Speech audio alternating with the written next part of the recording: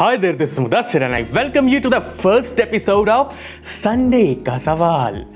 ये एक question answer series है जो अब से हर हफ्ते संडे को आएगी। इस सीरीज में मैं आपके सवालों का जवाब देने की कोशिश करूंगा। अगर आपके मन में भी किसी भी तरीके का कोई भी सवाल है तो वो सवाल आप मुझे नीचे कमेंट्स में पूछ सकते हैं। मैं उसको अपने अगले संडे का सवाल सीरीज में कवर करने की कोशिश करूंगा। तो दिल खोल के सवाल कीजिए। तो शुरू करते हैं दिन के सबसे पहले सवाल से जो आ रहा है मधुर तिवारी जी की तरफ से। ये काफी दिनों से मुझसे एक ही सवाल किए जा रहे हैं कि नोकिया 3310 का रिव्यू कब आएगा। भाई सिर्फ और सिर्फ आपके लिए मैं बहुत ही जल्द नोकिया 3310 का एक रिव्यू लेकर आऊंगा।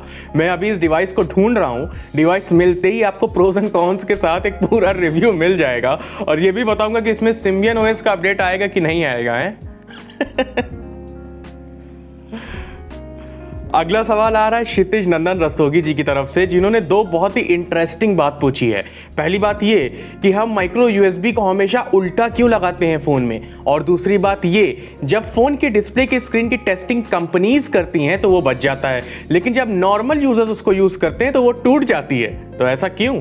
तो पहले सवाल का जवाब देता हूं पहले कि क्षितिज बाबा, माइक्रो यूएसबी को अगर आप ध्यान से देखो तो उसमें टॉप थोड़ा पतला और बॉटम थोड़ा वाइड होता है एंड बॉटम पे आपको शार्क फिन्स की तरह दो अटैचमेंट मिलते हैं जो स्प्रिंग मैकेनिज्म को यूज कर यूएसबी को फोन में टिका कर रखते हैं। अगर आप माइक्रो यूएसबी को सीधा यूज करेंगे, मतलब ब्रॉड वाला पोर्शन नीचे और नैरो वाला ऊपर, तब ग्रेविटी की वजह से स्प्रिंग दबने का खतरा होता है एंड अगर स्प्रिंग दब गई तो उस यूएसबी पोर्ट का कनेक्शन टॉप से छूट जाएगा और यूएसबी काम करना बंद कर देगी। इसीलिए माइक्रो यूएसबी को ज्यादातर केसेस में उल्टा ही यूज किया जाता है सो दैट कनेक्शन प्रॉपर बना रहे। इस प्रॉब्लम को यूएसबी टाइप सी ने सॉल्व कर दिया है एंड एप्पल के लाइटनिंग कनेक्टर में ये प्रॉब्लम कभी थी नहीं, तो कोई प्रॉब्लम नहीं। I hope you got your answer.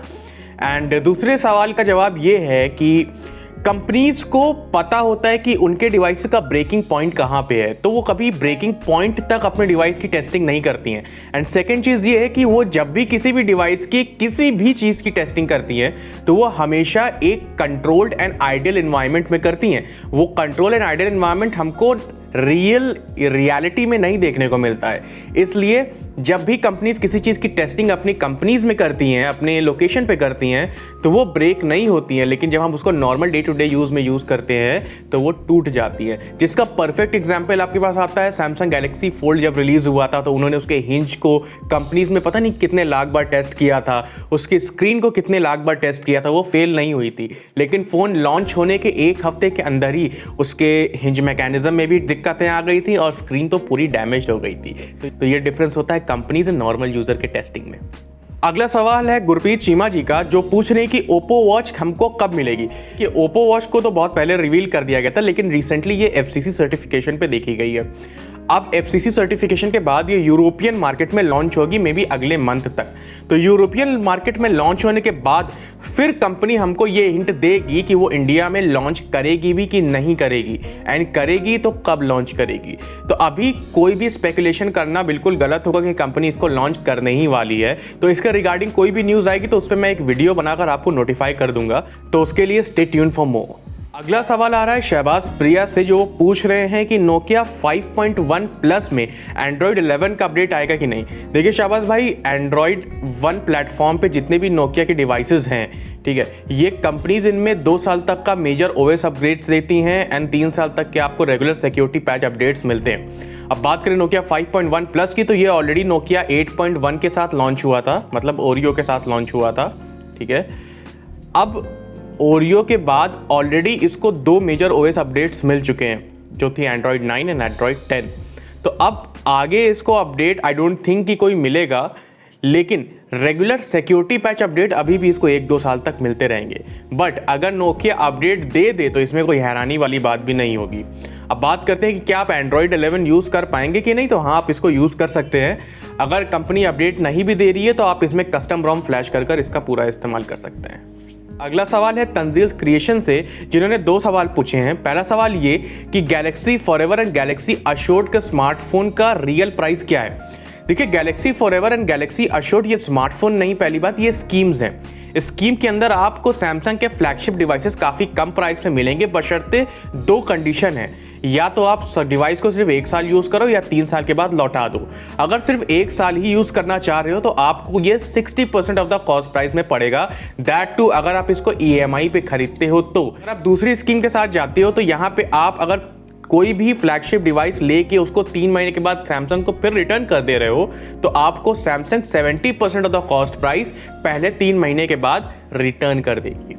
और ये जो परसेंटेज ऑफ कॉस्ट प्राइस है आपको जो रिटर्न में मिलेगा, ये हर 3 महीने के बाद 10% कम होता जाएगा। इनका दूसरा सवाल काफ़ी ज़्यादा इंटरेस्टिंग है। ये पूछ रहे हैं कि टिकटॉक को रिप्लेस करने के लिए जो भी ऐप्स मार्केट में आ रही हैं, क्या उनको यूज़ करना सही होगा, क्या वो सेफ है कि नहीं। देखिए, इसके 2 पॉइंट्स मेनली मैं जिस पे फोकस करना चाहूँगा। पहली चीज़ ये कि जिस वजह से टिकटॉक बैन हुआ था वो था unauthorised use of users data. TikTok गलत तरीके से यूजर्स के डेटा को एक्सप्लॉइट कर रहा था बिना उनको बताए, जो कि यूजर्स के लिए and as a country on a whole काफ़ी ज़्यादा नुकसानदायक एंड काफ़ी ज़्यादा हार्मफुल है ये चीज़। तो बात करें दूसरे ऐप की, तो अभी रिसेंटली लिंक्डइन पे भी स्नूपिंग का केस पकड़ा गया, जिसको एप्पल ने पकड़ा तो लिंक्डइन बोल रहा है उसको सही करेगा।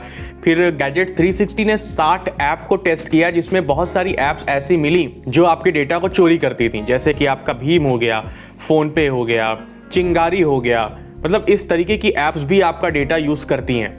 अब ये डेटा को प्रॉपर वे में यूज़ कर रही हैं कि नहीं यूज़ कर रही हैं, इस पर कोई क्लैरिफिकेशन नहीं आया है, लेकिन ध्यान रहे कि आपका डेटा जा रहा है वहाँ पे, ठीक है। एंड अब बात करते हैं कि क्या टिकटॉक जैसी ऐप्स जो अब इंडियन कंज्यूमर्स के लिए आ रही हैं उसको यूज़ करना सही हुआ कि नहीं। देखो, you have the freedom to express yourself. आप अपने आप को कभी भी कहीं भी एक्सप्रेस कर सकते हो, बस ध्यान इस चीज़ का रखना है कि आप प्रॉपर वे में उसको एक्सप्रेस करो बिना क्रिंज फैलाए। So you are free to use anything. अगला सवाल उंगली गैंग टू हेल की तरफ से है, जो पूछ रहे हैं कि 13,000 में सबसे अच्छा डिवाइस कौन सा होगा एंड क्या Redmi Note 9 लेना सही है। देखो, 13,000 के अंदर अभी कोई डिसेंट स्मार्टफोन तो नहीं है। मैं आपको यही सजेस्ट करूंगा कि अभी थोड़ा सा वेट कर लो, क्योंकि जुलाई 23 से 27 आपको मोबाइल बोनांजा सेल मिलने वाली है। तो तब जो भी प्राइसिंग लिस्ट होगी फ्लिपकार्ट के ऊपर, तो उसके ऊपर एक वीडियो आपको इसी चैनल पर मिल जाएगी, तो आप उसको देख के डिसाइड कर सकते हो कि 13,000 में कौन सा फोन लें। करंटली कोई भी फोन मत लीजिए अभी, ठीक है, थोड़ा सा वेट कर लो। एंड बात करते हैं Redmi Note 9 की, तो Redmi Note 9 उतना ज्यादा अच्छा नहीं जितना ज्यादा इसको हाइप किया जा रहा है, तो अभी फिलहाल के लिए Redmi Note 9 को छोड़ दीजिए। अगला क्वेश्चन है मोहम्मद बिलाल की तरफ से, जो पूछ रहे कि गैलेक्सी फॉरएवर या गैलेक्सी अश्योर्ड स्कीम वाले फोन्स को वो कहां से बाय कर सकते हैं। भाई, Galaxy forever and Galaxy assured सिर्फ सैमसंग के न्यूज़ सेक्शन में ही शो कर रहा है अभी के लिए। कि होम पेज पे कोई भी न्यूज़ नहीं आई है, ठीक है। जैसे ही इनके होम पेज पे इन सारी स्कीम्स को लेके कोई भी न्यूज़ या नोटिफिकेशन आती है, तो उससे रिलेटेड एक नोटिफिकेशन आपको मेरे चैनल पे मिल जाएगी वीडियोस के जरिए, तो आप उसको देख के ये डिसाइड कर सकते हो कि आपको कौन सा फोन लेना। तब तक थोड़ा सा और इंतजार करिए, सैमसंग को ऑफिशियल न्यूज़ रिलीज करने दीजिए।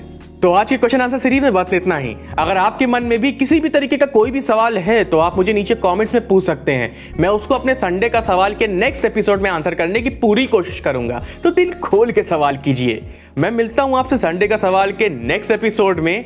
Till then, be curious and keep questioning. Thank you.